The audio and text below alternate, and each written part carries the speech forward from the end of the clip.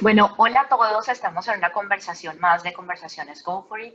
Hoy estamos con una persona que la verdad me parece fascinante y fabuloso, escritor de dos libros, además, aparte de ser consultor, conferencista en un tema que hoy en día está muy en boga, que digamos me encuentro con mucha gente que me dice, yo no quiero que me hablen de eso, y hay mucha gente que me dice, me parece absolutamente fascinante. Y estamos hablando de felicidad. Estamos hablando de un personaje que está sentado en Colombia, se llama Andrés Ramírez. Andrés Ramírez, bienvenido a Conversaciones con Fred. Una delicia de invitación, Ana. Qué rico conversar y bueno, un tema que sin duda tiene muchos promotores, sin duda muchos detractores, pero incluso sus detractores quieren vivir bien y estar bien, ¿no? Buscar esa felicidad que es como expresaba Aristóteles, el propósito de la vida y el fin de la existencia humana. Sí, de acuerdo. Yo hay una cosa que hablo cuando tengo las conferencias o cuando tengo talleres y cuando obviamente toco el punto de felicidad atado a todo el proceso de estar presente, digamos que en diferentes temas, tanto en mindfulness como en creatividad, que se toca todo el tema de lo que significa la felicidad. Le digo a la gente que tenemos que quitarnos de la cabeza que ser felicidad es tener ausencia de problemas y es tener ausencia de conflictos. Hay un ejercicio que les divierte mucho y es que les hago meterse un lápiz en la boca en donde les digo, bueno, si ustedes se meten el lápiz cerrando la boca, la expresión de la cara va a estar así. Si ustedes se meten el lápiz entre los dientes, la expresión de la cara siempre va a estar así. Entonces, digamos que ahí enganchamos y hablamos muchas cosas. Pero me interesa mucho, Andrés, es cómo se vuelve uno un consultor o un speaker en temas que tienen que ver con felicidad. ¿De dónde sale esa venita en el que un día se levanta un Andrés Ramírez y dice, a mí me gusta este tema y a este tema me voy a dedicar? Sí, mira pues primero y creo que lo conoces muy bien, para ser speaker uno tiene que haber caminado algún tema, ¿no? Hay gente que me dice, yo quiero ser speaker, y le digo, ¿y de qué? No, de cualquier cosa. No, uno no quiere ser speaker, uno termina siendo speaker De cuando acuerdo. tiene algún conocimiento, cuando ha caminado alguna experiencia. Y eso yo creo que es un mensaje muy importante porque hoy hay mucha gente que habla de emprendimiento y no ha emprendido la primera cosa, ¿no? Es De decir, acuerdo. que al final también es una falta de respeto con el otro, con el Bueno, público.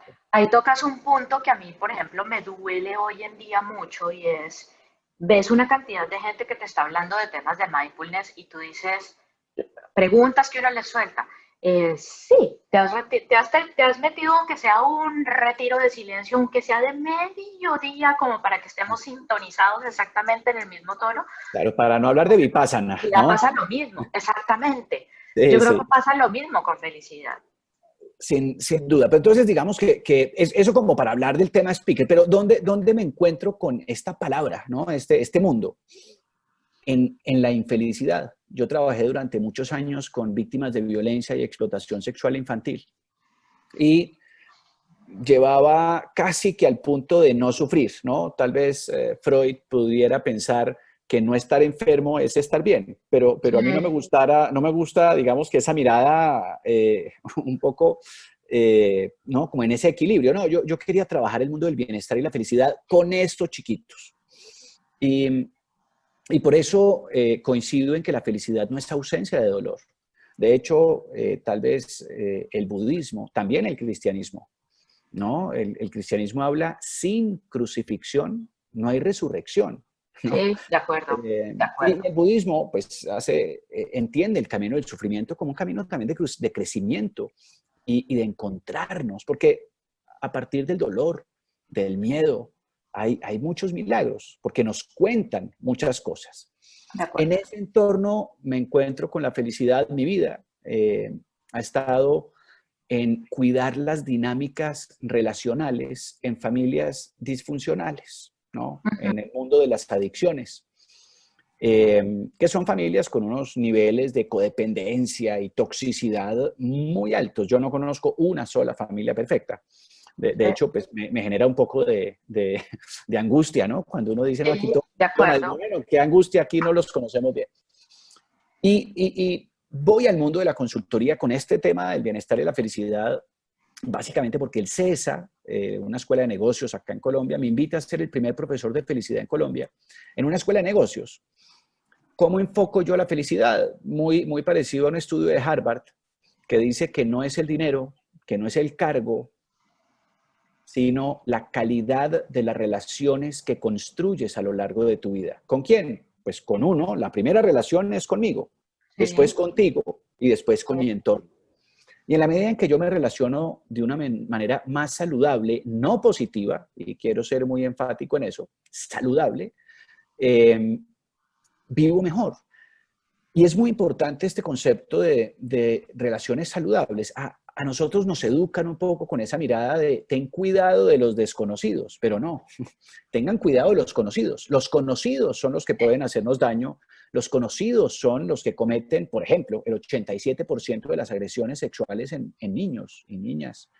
son Eh, conocidos, sí, de acuerdo. Son conocidos. Mm. Entonces, los que nos hacen daño, los que pueden dañarnos, son las personas que nos importan. Y ahí es donde hay que construir relaciones sanas, llenas de límites. El amor es incondicional, pero a la vez está lleno de límites. Y eso es bien importante entenderlo. Totalmente. Andrés, tuve la oportunidad de leer tu segundo libro. El primero tengo que confesar, el de la felicidad es un electrocardiograma, tengo que confesar que todavía no lo he empezado, pero tuve la oportunidad de leer el segundo. ¿Sí? Me encantó el título, además, porque cuando tú hablas de rodaderos y escaleras, evidentemente para uno la figura, para uno como colombiano, además me gusta mucho la aclaración que haces al principio, porque yo creo que no para todo el mundo el rodadero se entiende. Claro, deslizadero, el Eh, tobogán, ¿no? El slider. exacto, exacto. Me encanta porque cuando uno lo mira en imagen, uno dice, sí, este personaje tiene toda la razón. Pero hablas de cosas que a mí me parecieron fascinantes y con las que estoy, digamos, en acuerdo en algunas, no es que esté en desacuerdo en las otras, sino que simplemente aprendí a hacer la paz con una en específica que ya te voy a decir cuál. Pero tú hablas de ese tema de, digamos, uno de los puntos importantes es la parte en donde tú te vas en contra o no en contra, pero sí del tema de toda la psicología positiva, en donde obviamente desde la perspectiva en la que yo trabajo, yo te digo, sí, tienes toda la razón. O sea, uno no puede irse en ese sentido. Pero encontré un personaje en el camino que es un profesor de mindfulness que se llama Cory Muscara, que te invito a seguirlo, que él es profesor de la Facultad de psicología, además de psicología positiva en la Universidad de ¿Yale? Filadelfia, Ok, Filadelfia. Ah, bueno, está eh, con... Sí, en Pensilvania. sí, sí. Sí. Eh, y él ha hecho que yo cambie un poquito el irme en contra de ciertos preceptos y de ciertas cosas, porque pues evidentemente lo que tú dices es cierto. Cuando uno se vuelve speaker es porque tiene una historia de vida para contar, ¿sí? Es porque tiene un tema muy puntual y de ciertas historias nacen las cosas. Hay un tema alrededor del tema de la psicología positiva en el que tú te vas, que me encantaría que mencionaras y que ahondáramos un poquito.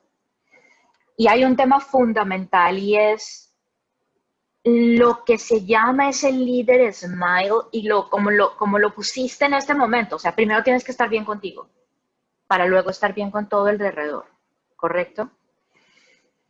Así es. Mira que mi principal detracción, Ana, es que se vende como una ciencia. Sí, Esa es mi principal detracción. ¿Y por qué? Porque conocemos cuántos anillos tiene Júpiter, si hay vida en Venus. Conocemos todo del universo fuera del hombre, pero muy poco del interior nuestro. ¿Mm? sí, Es imposible decir que hay estudios como el que menciono de Barbara Fredrickson, que dice que el ratio de 5 cosas positivas a una negativa es una relación sana y que una relación muy dañina es una cosa positiva y una cosa negativa que se le diga a alguien. sí, Después no lo pudo sustentar. sí, yo sé. Yo conozco personajes que valoro y quiero alrededor de la psicología positiva, como Tal Ben Shahar, que es un Ujú. crack que además ha evolucionado mucho el discurso, entendiendo que no se trata de obviar toda la otra parte de la vida, porque sería desconocer el yin y el yang. Sí, Pero también he estado frente a frente con Martin Seligman, que defiende la psicología positiva con sesgo, con muchos sesgos. Y no es capaz de generar la controversia y el pensamiento que yo, que estoy en el mundo de la psicología positiva, de la felicidad, del bienestar, básicamente es una confrontación conmigo mismo. Y creo que es pertinente poder cuestionarnos lo que no nos atrevemos a cuestionarnos. Y lo hago porque creo que es el principio también de un líder. Un líder sí, no se hace las preguntas fáciles, eso lo hace cualquiera. Un líder es capaz de hacer las preguntas difíciles. Y si yo no me atrevo a cuestionar el mundo del coaching, el mundo de la autoayuda, el mundo de la motivación y el mundo de la psicología positiva, no estoy dando ejemplo de lo que creo con total convicción debe hacer un líder. No lo pongo así de explícito en el libro porque creo que a veces hay que dejarle a la gente algo de imaginación y que pueda inferir ciertas cosas. Pero lo fascinante es que logró cuestionar en ti para que tú tengas tu propia respuesta. Porque es que al final yo creo que lo absoluto castra totalmente la totalmente. posibilidad creativa y el diálogo y la conversación, y eso es lo que yo quiero promover. Totalmente. Ahora, hay un tema que a mí me llamó mucho la atención, Andrés, y es evidentemente el libro en su gran mayoría está hecho, digamos, en términos corporativos, o sea, digamos, para esas intervenciones corporativas a las que, digamos, Andrés está relacionado o los que trabajamos en ese mundo corporativo estamos relacionados, ¿correcto? Si una persona del común, una persona de a pie, te dice, Andrés, yo quiero comprar el discurso de la felicidad, pero he tenido una vida catastrófica por esto, por esto, por esto, por esto, y no quiero seguir adelante por esto, por esto, por esto, por esto. ¿Cuál es esa voz o digamos cuál es ese punto de inicio en el que, ojo a lo que te voy a decir, Andrés tendría que funcionar como un quasi coach de esa persona para decirle, mire, compadre, si yo pude, usted puede, y la manera en la que de pronto usted puede hacer es quizás sintiendo el hunch o lo que sea el camino. ¿Cuál es ese comportamiento que Andrés tendría con un ser humano, con una persona de a pie común y corriente que se acerca pidiendo ese tipo de ayuda? Lo primero que es muy importante resaltar para mí es que la persona pide la ayuda. ¿Por qué? Porque yo no soy misionero. Me De parece acuerdo. fatal, ¿no? De hecho, estoy en contra de los misioneros. Yo no quiero convencer a nadie de nada, ¿no? Eso es lo primero que creo que es muy, muy, muy importante en definir, ¿no? Ser muy preciso con ese planteamiento. Viene y pide ayuda. Cuando alguien pide ayuda, la quiere. Puede que la necesite o no. Lo que pasa es que las cosas entendí que no son para quien las necesita, sino para quien las quiere. Y entonces eso ya me abre para poder generar todo un cuestionamiento. Y, y creo que se requiere algo mínimo básico, ¿no? En salud mental y en condiciones de cobijo, de nutrición mínimos, para que alguien pueda elegir ser feliz. Hablo de por el derecho a la infelicidad, ¿no? Sí, De sí. alguna manera he tenido una vida mala, pues todos hemos tenido una vida mala. O sea, venga, pongámonos a contar historias para llorar. Y entonces todos tenemos historias para llorar. Pero mira lo que dicen en la ACT, ¿no? La ACT, Acceptance and Commitment Therapy. Y es que Steve Hayes dice, hay tanta vida en un momento de dolor como en un momento de alegría. Y uno no puede vivir la vida solo en alegría o solo en dolor. Nadie lo puede. Todos construimos eso. Y entonces habría que resignificar lo que felicidad significa. Y mira que hay algo que es bienestar, que es el entorno, y felicidad, que es lo que yo elijo hacer en ese entorno. Curiosamente, en los países más desarrollados, en los países que más bienestar tienen, me refiero a infraestructura, vivienda, acceso a la salud, educación, es donde más tasa de suicidio hay. 30 suicidios Sí. cada 100.000 habitantes. Mientras que un país como Colombia, que es de los altos en América Latina, tiene 4 suicidios cada 100.000 habitantes. Y, y un país como Costa Rica, ¿no? Tiene 2 suicidios cada 100.000 habitantes. Cuando tú dices, pero venga, si los países que menos tienen la gente que menos se suicida, ¿qué será? Es lo mismo de por qué en las organizaciones que más dan, más beneficios, mejor compensación tienen, están los sindicatos más fuertes. Porque Sí. yo en ese entorno elijo no ser feliz. Y es muy importante resaltar que la felicidad es una decisión, pero la infelicidad no lo es. De Y acuerdo. lo menciono porque cuando uno se encuentra con alguien que tiene problemas de salud mental, que tiene depresión, que las enfermedades mentales son muy duras, porque mira que cuando alguien en nuestra casa, en nuestra familia, un amigo cercano, le diagnostican cáncer, todos lo abrazamos. La persona se hace la quimio y estamos alrededor y hay alguien que tiene bipolaridad, que tiene depresión, que está con ansiedad, con algún trastorno, nos genera rechazo. Y Yo es cuento esa historia. tan enfermo como el que tiene cáncer, Sí. pero es una enfermedad que no tiene una radiografía que diga, es que este es el diagnóstico, aquí está el tumor, véalo, que es que aquí está. No, esta es una enfermedad del comportamiento humano.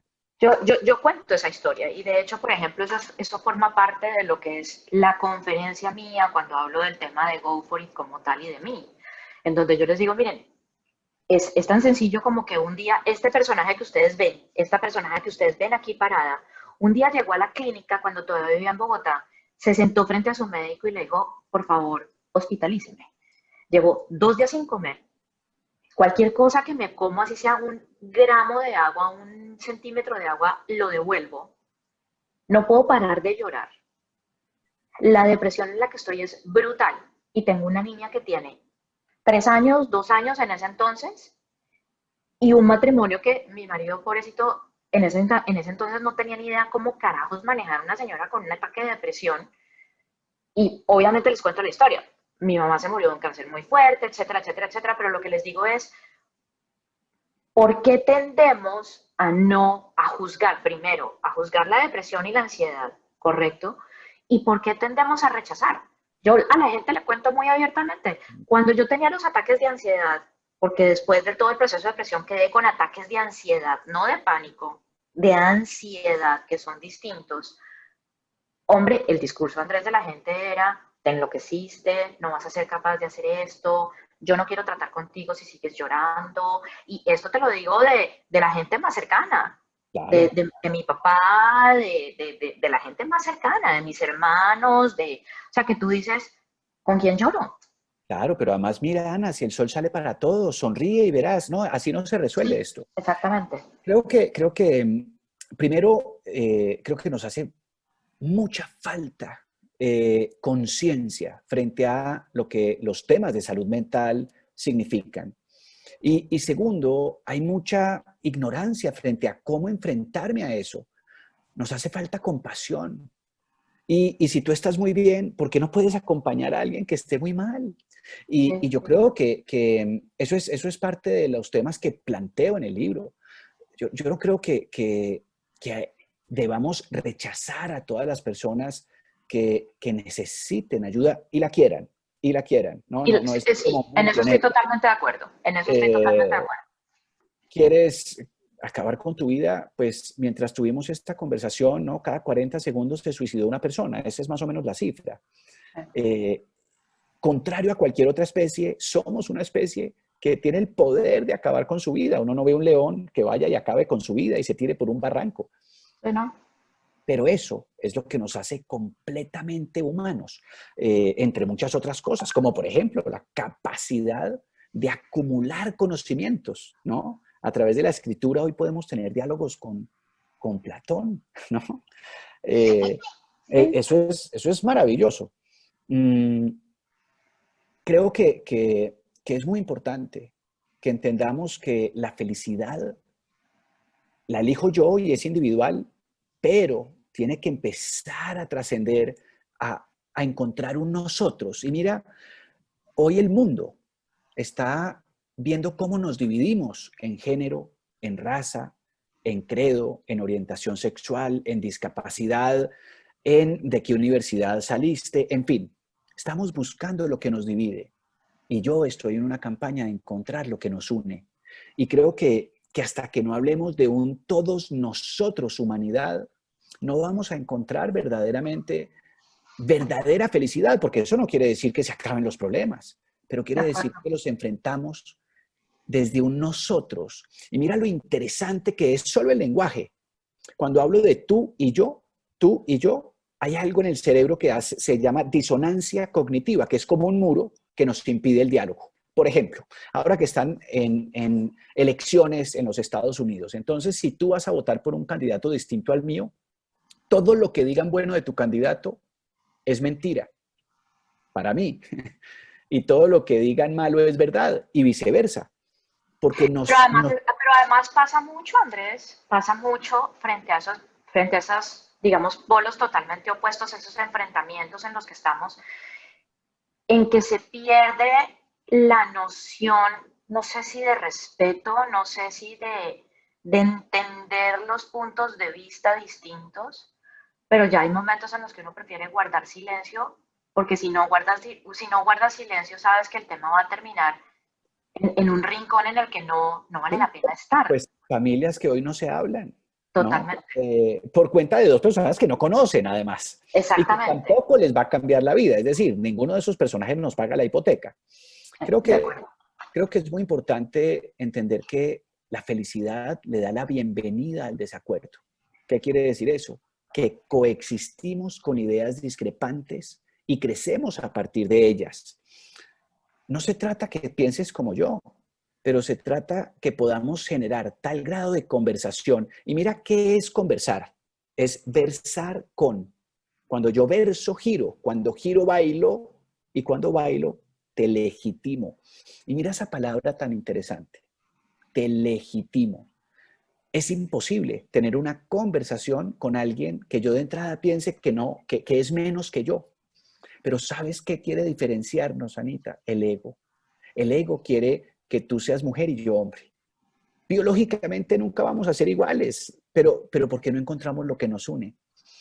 Y ahí es donde uno se encuentra desde la conciencia. Y eso no quiere decir que tengamos que pensar igual, pero sí quiere decir que podemos legitimar al otro y tener una conversación profundamente respetuosa, en donde no intento convencerte y si quieres la razón te la regalo, pero no implica que yo vaya a terminar pensando como tú, porque eso sería, yo no quiero amigos que me digan, es que es mi amigo si solo piensa como yo, no, hombre, no, yo no quiero ser su amigo, yo quiero ser amigo de gente con la que pueda construir, conversar y coexistir con ideas discrepantes.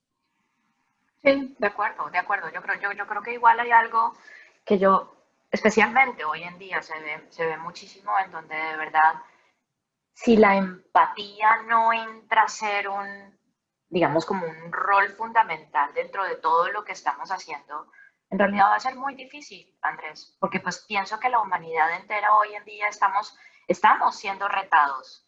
Eh, yo creo que lo hablábamos incluso antes de que tuviésemos esta conversación en cómo finalmente de un día para otro, de la noche a la mañana, nuestros negocios, lo que tú haces, lo que yo hago, la forma en la que hablamos, la forma en la que nos comunicamos, la forma en la que abordábamos clientes, esa vaina cambió y se desbarató completamente y se volvió a armar y bueno, en fin, o sea, cada uno con su pedazo de historia, pero si la empatía no juega un rol importante en nuestro andar, yo creo que esas diferencias van a ser mucho más grandes, Andrés, van a ser brechas muy Sí, zanjadas.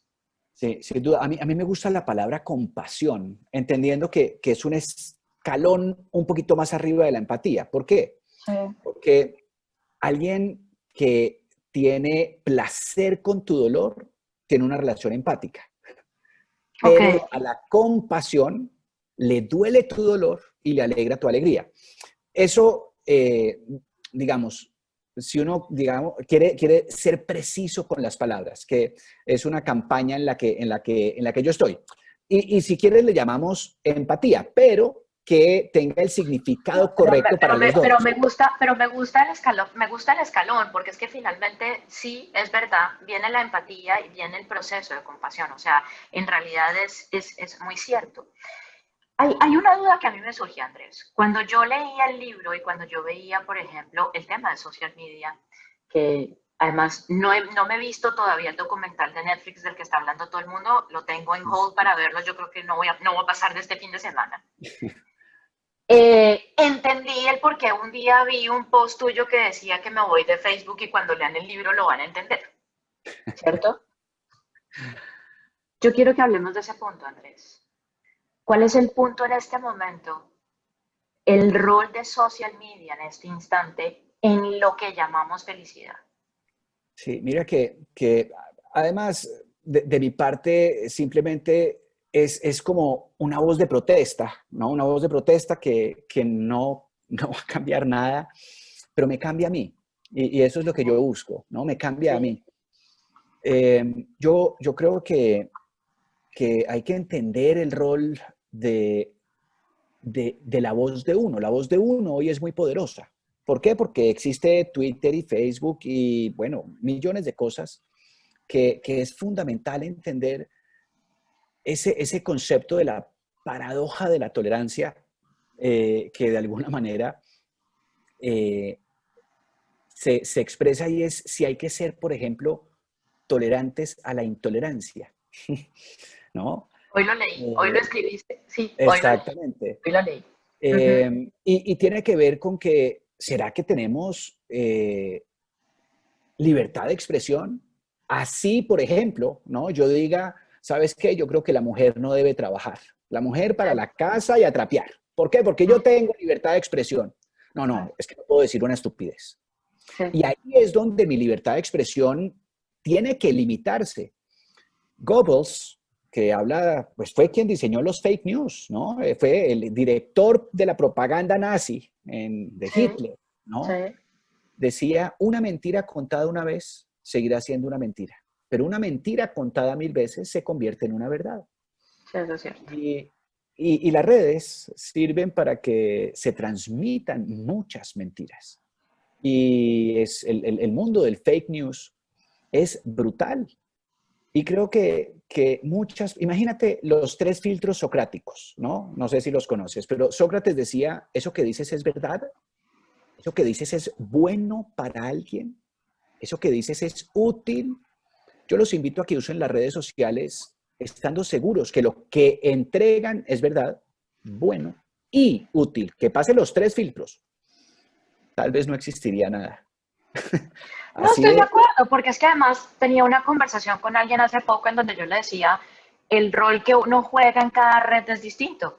Entonces tú puedes tener la misma foto, pero la misma foto la posteas distinto en Instagram con un escrito diferente, la posteas distinto en Facebook, es distinto, la posteas distinto en LinkedIn, es totalmente diferente, porque las caras que tienes que mantener en esta tarea del deber ser y del deber hacer, pues son diferentes. claro, porque además hemos ido poniéndonos máscaras en vez de ir buscando una integralidad. Y es esa capacidad. Mira que Nietzsche y Kant hablaban un poco digamos, desde Nietzsche del superhombre y Kant de la libertad de los seres humanos. Nosotros somos buenos porque se nos obliga, que es un poco la mirada eh, de Maquiavelo, ¿no? Dice, el hombre solo es Sí, bueno si se le obliga. O somos buenos porque elegimos ser buenos y no nos toca. ¿Usted es bueno porque hay una cámara viendo la velocidad de su carro o porque usted cumple la norma? ¿Usted se comporta de determinada forma porque cree que eso es lo correcto o porque su jefe está al lado? Cuando, cuando, o porque Dios te va a castigar o no te va a castigar. claro, que eso es todo un sistema de creencias ahí, pero fíjate ¿Sí? cómo Nietzsche y Kant hablan de la verdadera libertad.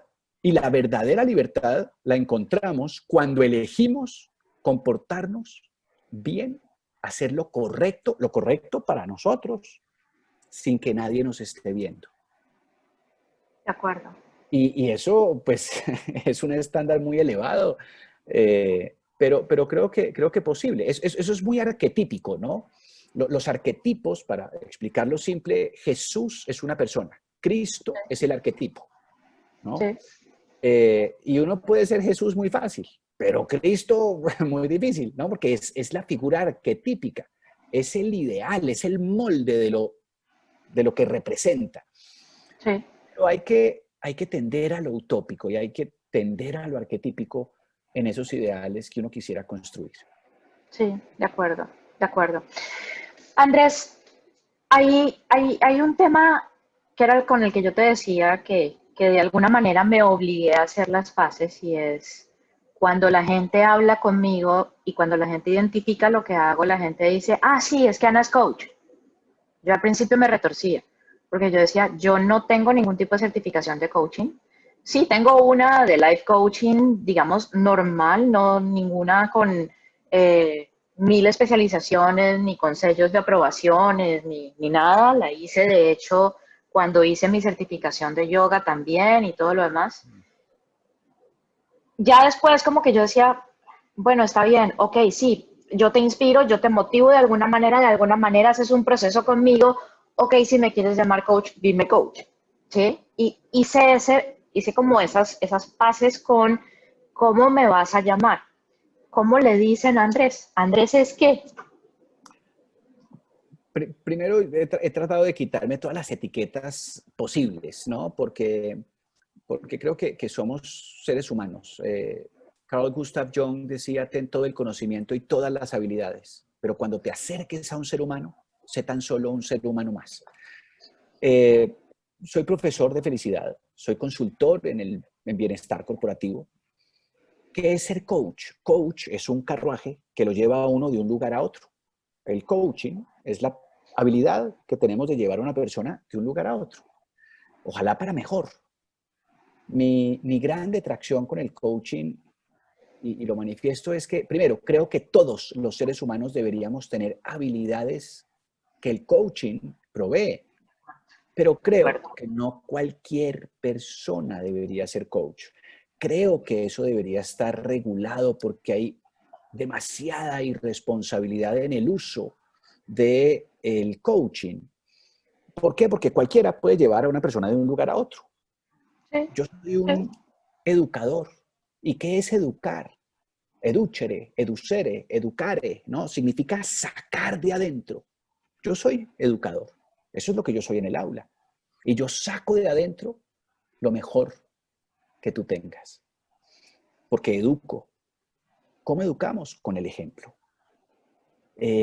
Porque soy un líder. ¿Cómo lideramos? Con el ejemplo. Porque soy un padre. Con el ejemplo. Nadie nunca oye lo que decimos. Todos oyen lo que hacemos. Por eso las eso, palabras no hablan tan fuerte como las acciones. Y hay que pasar a la praxis eh, y pasar de la emoción a la acción, aunque emoción es emotion, sí, emovere, literalmente lo que te mueve, sí, sí, sí, sí, pero en un nivel de conciencia, porque es que cuando emocionamos y no entendemos que el 80% de lo que hacemos no lo elegimos, que es una barbaridad, ¿no?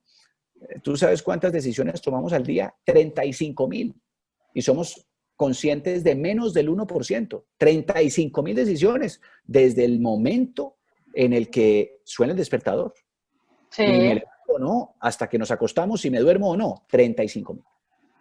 El 80% de lo que hacemos no lo elegimos, es decir, es inconsciente. Porque quienes meditamos y quienes practicamos mindfulness, que voy a explicarlo de una manera, me corriges tu mirada, pero es básicamente cuando el cuerpo y la mente se unen y están en plena conciencia. Por eso la respiración es tan potente, porque es el link entre la mente, la respiración consciente, ¿no? La sí, sí, sí, respiración sí, sí. es un Ujú. proceso automático del cerebro y por eso pues no pensamos en que estamos respirando. Cuando lo hacemos consciente, la conciencia es la luz y el inconsciente la oscuridad. Y uno debe ir a la oscuridad con luz. De Por eso acuerdo. es tan importante ese ejercicio de respirar, de meditar, de estar en silencio, de estar consciente con todos los sentidos, con lo que está a nuestro alrededor. Porque esa es una forma de ser responsables. la responsabilidad es fundamental. Y es cómo respondemos a los estímulos que nos lanza la sociedad, cómo respondo a mis emociones, si asumo o no las consecuencias de mis actos. Hablo en el libro de cómo estamos. Yo estoy desesperado con esta lucha por los derechos humanos. No porque no sea importante, pero porque está sin compañía en las responsabilidades humanas. Sí, Entonces, yo creo que deben ser siameses. Ah, usted tiene derechos, pues también tiene responsabilidades. ¿Cuál es su responsabilidad? Y en ese momento construimos una sociedad diferente. Pero no podemos seguir hablando como sociedad de cuáles son mis derechos sin que hablemos de responsabilidades. Y creo que en el coaching debemos ser mucho más responsables que pensar que yo tengo derechos a nada. yo creo que hay un punto también que yo toco y es la importancia de hacernos cargo, ¿ya? La importancia de hacernos cargo de lo que somos, de lo que sentimos, de lo que pensamos, la importancia de reconocer cuál es esa emoción que nos hace gatillar cosas.